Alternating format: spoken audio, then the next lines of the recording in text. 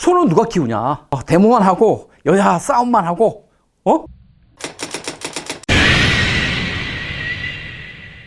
안녕하십니까, 이거의 필통입니다. 한국 경제가 지난 3분기 0.4% 성장을 했습니다. 2분기에는 1.0%를 성장해서 꽤 그래도 성적이 좋았는데요. 3분기에는 완전히 팍 주저앉았습니다. 이대로 가다가는 올해 정부가 목표로 하는 1.1% 내외의 성장은 거의 힘들다, 이렇게 보고 있거든요. 정부의 올해 경제 성장률 목표치는 계속 떨어졌습니다. 지난 7월만 하더라도 2.4 내지 2.5% 정도는 성장할 거다, 이렇게 봤거든요. 이대로 가다가는 많은 경제연구소 경제학자들이, 경제 전문가들이 얘기가 1.8 내지 1.9% 정도밖에 성장을 못할 것이다, 올해 한국 경제는. 그래서 2% 성장이 한국 사람들한테는 어느 정도 어떤 심리적 마지노선입니다. 그럼에도 불구하고 2% 선이 만약에 깨진다면 이건 정말 굉장히 예외적인 상황이죠. 우리 한국 경제가 2% 이하로 성장한 것이 이 한국은행 통계로 보면 지금까지 건국 이래 한 4번 정도밖에 없었답니다. 굉장히 예외적인 외생적 원인의 격변에 의해서 생긴 거거든요.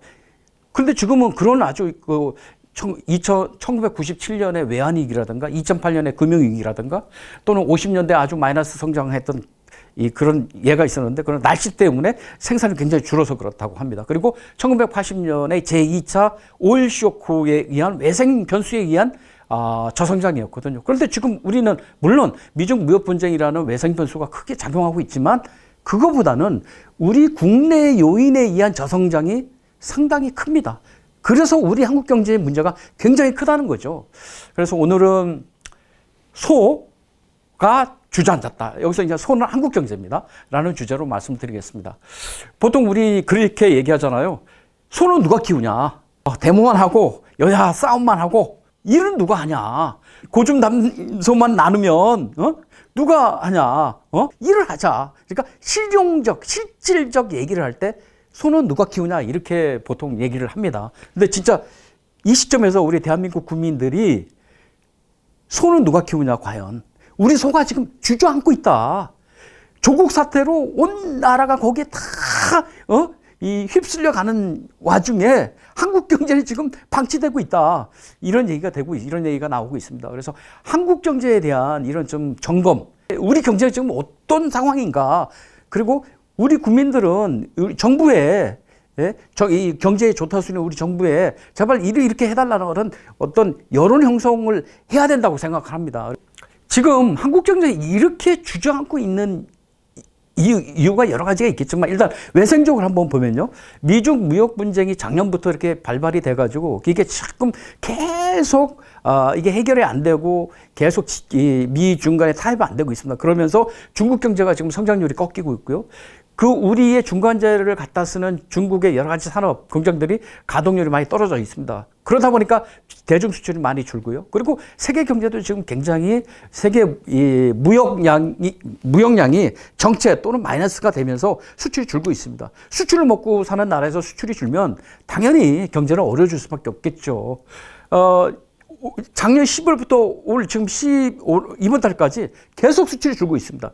여기에 여러 가지 이유가 있겠지만 우리 수출의 거의 20%를 차지하는 반도체 시황이 안 좋아서 이 수출이 많이 줄고 있다. 그것도 물론 맞습니다. 하지만 결국 근본적 이유를 따져보면 우리의 수출품에 대한 경쟁력이 사실 약화된 겁니다.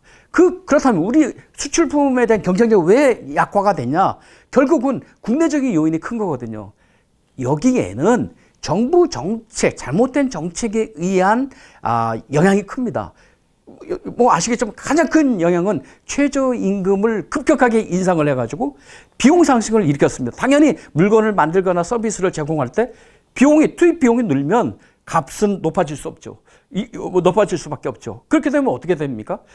타국 제품과 경쟁을 할 때 해외 시장에서 우리 제품이 선택을 못 받는 거예요. 그럼 수출량이 줄 수밖에 없는 거죠. 또 하나, 자, 이렇게 우리 수출품의 경쟁력이 이렇게 떨어지는데, 그렇다면 다른 측면에서 제품을 많이 만들어서 싸게, 그러니까 전체 단가를 낮추는 그런 이 경제 효과도 있거든요. 그건 뭐냐면 생산 요소 투입을 많이 늘려야 됩니다. 즉 총 요소 투입량을 늘려야 됩니다. 그런데 어떻게 돼가고 있습니까? 우리나라의 노동 생산성은 OECD 36개 중에 거의 하위권입니다. 노동 생산성이 굉장히 낮은 나라인데 노동의 투입량마저 줄이는 겁니다. 주 52시간 근무제를 도입하면서 그것을 강제하면서 노동 투입량이 줄이는 거예요. 그럼 당연히 어떻게 되겠습니까? 생산량이 줄고 제품의 품질도 영향을 받는 거죠. 지금 문재인 정부 들어와서 주 52시간을 그 강제를 하면서 올해부터 300인 이상을 지금 적용받고 있습니다. 그리고 또 내년 1월 1일부터는 300인 이하 50인 이상 사업장이 또 적용받습니다. 그리고 2021년부터 50인 이하까지 전면 50인 이하부터 5인 이상의 사업장이 다 적용이 되는데요. 그렇게 되면 우리나라 모든 기업들이 자발적으로 일을 더 하려고 해도 못하는 겁니다. 법적으로 못하게 돼 있는 거예요. 그러니까 여러 가지로 우리의 수출 경쟁력을 약화시키는 그런 정책이 우리 한국 경제에 이런 그 어려움을 가중시킨 큰 요인 중에 하나입니다. 외생적인 요인, 그러니까 미중 무역 분쟁이라든가 세계 경제 상황이 세계 경제 성장률이 떨어진다든가 이런 것도 물론 있지만 그보다는 내생적 영향, 특히 정책적 리스크가 크기 때문에 이렇게 되고 있다는 거죠. 따라서 국민들은 자꾸, 그리고 언론이 정부로 하여금 좀 더 실용성 있고 실효적인 경제정책을 내놔서 우리가 할 수 있는 능력 안에서는 최대한 효과를 발휘할 수 있도록 만들어야 됩니다. 비근한 예로 우리나라의 그 최근 잠재 성장률이라는 것은 물가 인상을 유발하지 않고 한 나라의 노동 자본을 투입을 해서 최대로 성장할 수 있는 능력을 얘기하는 거거든요. 지금 한 2.5 내지 2.6% 정도의 잠재 성장률을 가지고 있다고 보는데 올해 만약 1.8 내지 1.9% 성장을 한다면 우리가 능력으로서 성장할 수 있는 그것도 우리가 못하는 겁니다. 그러니까 우리한테 주어진 여건도 제대로 활용을 못한다는 거죠. 그렇기 때문에 경제 정책이라는 게 굉장히 중요합니다. 물론 전체 국민 경제에서 정부가 차지하는 것은 정부, 가계, 기업 이렇게 봤을 때 세 가지 중에 하나지만 그 경제를 운영하는 제도와 룰을 정하는 것은 정부거든요. 제도와 룰을 어떻게 정하느냐에 따라서 그 나라의 경제의 활력도가 큰 차이가 나는 겁니다. 따라서 지금 문재인 정부 들어서 우리나라 그 한국 경제의 경제 정책의 기조는 반기업 정책, 그 다음에 시장에서의 경쟁을 자유 경쟁을 약화시키는 정책. 자꾸 그런 쪽으로 가고 있습니다. 물론 공정 경쟁을 유발한다는 여러 가지 제도를 도입을 하려고 하고 있지만 그것을 어떻게 보면 기업인들이 마음껏 시장에서 좋은 제품을 R&D 해가지고 만드는 것을 방해하는 거나 마찬가지입니다. 왜냐하면 그런 게 여러 가지가 있는데 그 대표적인 것이 지금 문재인 정부 들어서 상법을 개정해서 기업주가 기업을 경영하는 데 있어서 외부의 감시를, 물론 기업이 투명하게 그리고 공정하게 경영을 하면 좋겠죠. 그런데 그 기업의 자본이라는 것은 정부 게 아니고 공공 게 아니고 주주들의 것이거든요.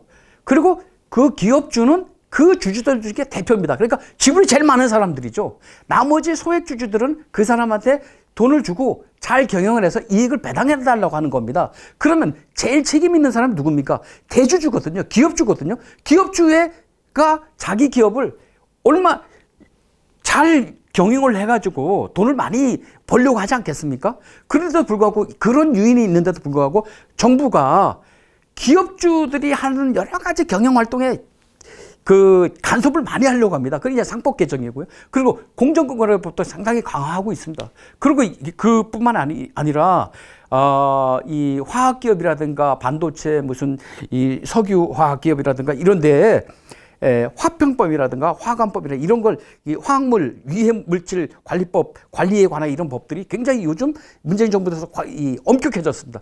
그걸 지키려면 굉장히 경영활동이 위축될 수밖에 없는 거죠. 지금은 사실 한국 경제가 굉장히 비상시국입니다.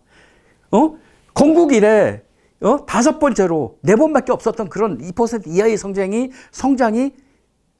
예상되고 있는 그런 상황이면 비상시국 아닙니까? 그럼 비상시국에는 비상대책을 내놓는 것이 당연하지 않겠습니까? 그래서 이제 문재인 대통령과 문재인 정부는 한국 경제가 더 이상 가라앉지 않도록 정책이 할 수 있는 역할을 다 해야 됩니다. 그러기 위해서는 일단 주 52시간 근무제에 대한 코페르니쿠스적인 발상의 전환을 해야 된다고 봅니다. 주 52시간 근무제, 그러니까 근무제를 이렇게 강제하는 나라가 물론 OECD 국가 중에서도 많이 있지만 또 그렇지 않고 기업 자율에 맡기는 경우, 그러니까 노사 협약에 맡기는 경우도 상당히 많습니다. 그렇다면 우리는 왜 그렇게 못합니까? 노사 협약에 맡기는 겁니다. 그러면은 한 기업 안에서 노사 대표가 정하는 겁니다. 우리는 주 52시간 하고 우리는 주 64시간 하겠다. 그리고 경우에 따라서 탄력 근무도 우리는 1년 단위로 하겠다. 1년 동안 적용 기간을 1년으로 하겠다. 그러면은 상당히 기업들이 자율성이 생길 겁니다. 그러면은 자본주 기업들은 자기한테 자기가 결정할 수 있는 여러 가지 여지가 많기 때문에 투자하는데도 상당히 긍정적으로 작용을 하겠죠. 따라서 주 50일 근무제에 대한 전면적인 재검토. 지금은 탄력 근로제를 해가지고 적용 기간을 6개월 내지 3개월도 얘기 나오는데 6개월로 하겠다는 논의가 지금 되고 있는데 법 개정이 지금 그게 계류 중입니다. 그런데 그럴 게 아니라 2년, 3년 법 시행을 미루든가 아니면 아예 법을 개정을 해가지고 노사 협약에 맡긴다. 이렇게 하는 것이 제일 좋다고 봅니다. 그리고 두 번째, 지금 여러 가지로 기업 경영에 간섭을 하는 이 기업 지배 구조를 투명하게 한다는 명목으로 추진하고 있는 여러 가지 기업 간섭 그런 이 법 개정들을 좀 유의할 필요 있습니다. 지금 비상이잖아요. 일단 기업의 투자를 늘려야 되지 않겠습니까?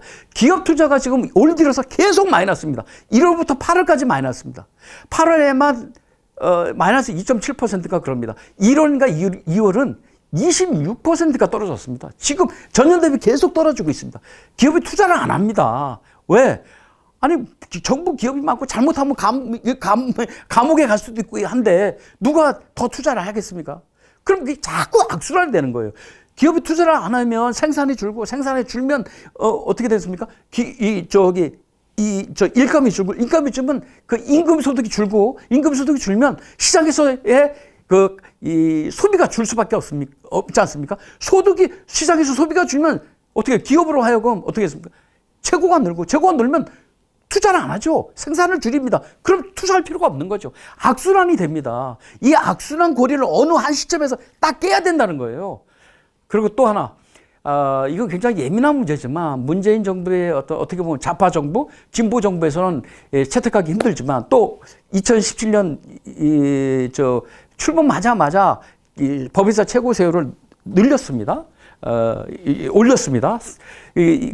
거꾸로 갔는데 지금 전 세계에서 법인세를 인상하는 나라는 거의 주요국 중에는 한국뿐입니다.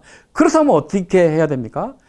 왜 우리가 세계적인 조류에 등을 돌리고 우리만 따로 갑니까? 지금 세계적 국가들이 다 법인세 내려가지고 외국 자본 끌어들이려고 하는데 우리는 거꾸로 외국 자본을 지금 떠밀고 있어요. 법인세를 높였습니다. 오히려 인상을 했습니다. 따라서 법인세를 감세를 해야 됩니다. 이건 뭐 굉장히 힘든 일이지만 문재인 대통령이 한번 결단을 내려서 2년만이라도 또는 3년만이라도 임기 내만이라도 법 개정을 해가지고 한시적으로 최고 세율이든 구간별로 낮추든 법인세를 좀 감세할 필요가 있습니다. 법인세 감세가 필요하고요. 예를 하나 들면 최근에 한 몇 달 됐는데 프랑스 마크롱 대통령이 프랑스는 다른 선진국에 비해서 법인세가 좀 높은 편입니다. 33.3%의 최고 세율을 2021년까지 25%로 8.3%포인트 낮추기로 했습니다. 굉장히 과감한 정책이죠. 그래서 마크롱 대통령의 이 지지율이 노란 조끼 시위로 굉장히 낮아졌었는데 지금 30% 중반 후반대로 높아졌다고 합니다. 그런 것처럼 혁신적인 어떤 그 대책을 내놔야 됩니다. 그렇지 않고서는 우리나라 한국 경제라는 소가 더 주저앉을 것입니다. 여기에는 국민적인 여론적인 그 압력, 그다음 언론의 역할, 그다음 많은 이 기업가들의 하소연 이런 것이 자꾸 나와야 됩니다. 자꾸 나와서 문재인 대통령, 문재인 정부를 그 압박을 해서 효율성 있고 실용적인 경제 정책을 내놔서 우리가 잠재 성장률만큼은 성장할 수 있도록 그렇게 만들어야 됩니다. 오늘은 한국 경제가 2% 성장도 좀 어렵다는 그런 비관적인 말씀을 드리면서, 하지만 경제 정책을 좀 더 우리가 실효성 있게 쓴다면 2% 가까이 아니면 그보다 더 넘게 정부 목표 2.1% 정도는 성장하지 않겠느냐는 그런 희망적인 말씀도 전하면서 말씀을 드렸습니다. 감사합니다.